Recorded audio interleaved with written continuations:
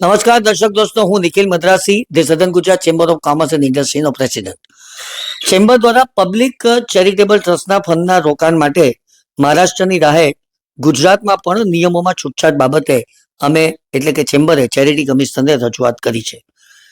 મુદ્દો એ છે કે અમે ચેરિટી કમિશનર શ્રી આરવી વ્યાસને રજૂઆત કરી છે કે 16 નવેમ્બર 2022 ના પરિપત્ર દ્વારા ટ્રસ્ટના સરપ્લસ ફંડને મ્યુચ્યુઅલ ફંડમાં રોકાણ માટે પહેલેથી જ સુવિધા આપવામાં આવી છે, પરંતુ તેમાં ચેરિટી કમિશનની પૂર્વ મંજૂરી લેવી ફરજિયાત છે.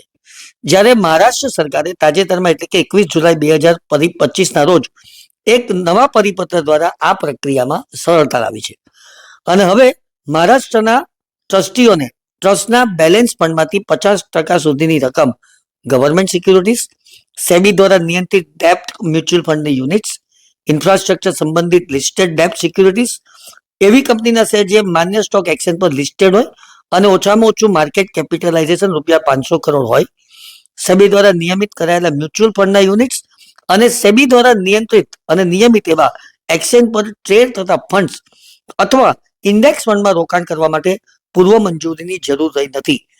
આથી ચેમ્બરે આ પ્રકારનો નીતિગત સુધારો ગુજરાતમાં પણ લાવવાની માંગ સાથે ચેરિટી કમિશનરને અનુરોધ કર્યો છે. ગુજરાત રાજ્યમાં મહારાષ્ટ્ર સરકારની જેમ જો આ પ્રમાણનો નિર્ણય લેવામાં આવે તો ગુજરાતના ટ્રસ્ટો નાણાકીય બજારમાં ઝડપી અને યોગ્ય નિર્ણય લઈ શકશે. ટ્રસ્ટના નાણાંનો વધુ સાર્થક ઉપયોગ પણ શક્ય બનશે.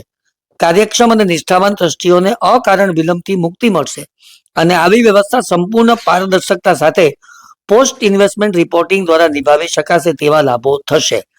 આ સંદર્ભે વધુ ચર્ચા વિચારણા કરવા માટે એક મિટિંગનું આયોજન 26 જુલાઈના રોજ સાંજે 5 કલાકે સમૃદ્ધિ નાનપુરા સુરત ખાતે પણ કરવામાં આવ્યું છે.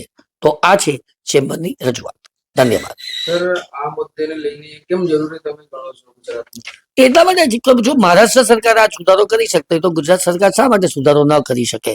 અને એનાથી અલ્ટિમેટલી જાહેર ટ્રસ્ટોને ફાયદો થવાનો હોય તો એ ફાયદો ગુજરાતની પ્રજાને પણ મળવો જોઈએ. સિમ્પલ વાત છે. સર, આ મુદ્દે કઈક આગળ પણ રજૂઆત થઈ હતી કે આ પ્રથમ વખત છે? નહીં, આ સુધારો જ ભાઈ 2 દિવસ ઉપર આવ્યો છે. એટલે એમણે જે રજૂઆત કરી હતી અમને એમ લાગ્યું કે આપણે પણ આ રજૂઆત આગળ વધારવી જોઈએ, એટલા માટે આ રજૂઆત કરી છે. એટલે આ અગાઉ કોઈ રજૂઆત થઈ નથી.